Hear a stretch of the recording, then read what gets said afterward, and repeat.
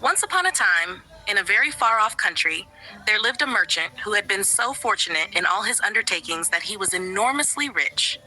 As he had, however, 6 sons and 6 daughters, he found that his money was not too much to let them all have everything they fancied, as they were accustomed to do. But one day, a most unexpected misfortune befell them. Their house caught fire and was speedily burnt to the ground, with all the splendid furniture, the books, pictures, gold, silver, and precious goods it contained. And this was only the beginning of their troubles. Their father, who had until this moment prospered in all ways, suddenly lost every ship he had upon the sea, either by dint of pirates, shipwreck, or fire. Then he heard that his clerks in distant countries, whom he trusted entirely, had proved unfaithful.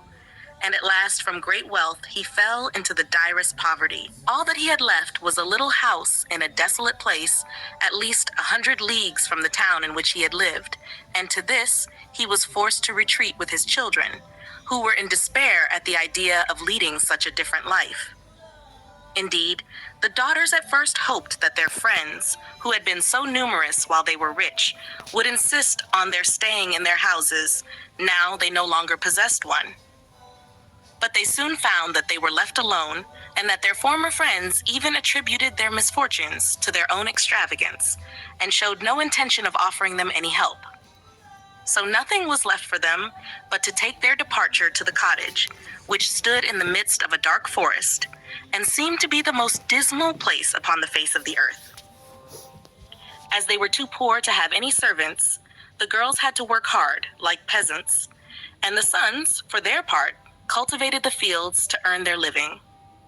Roughly clothed and living in the simplest way, the girls regretted unceasingly the luxuries and amusements of their former life. Only the youngest tried to be brave and cheerful. She had been as sad as anyone when misfortune overtook her father, but soon recovering her natural gaiety, she set to work to make the best of things, to amuse her father and brothers as well as she could, and to try to persuade her sisters to join her in dancing and singing.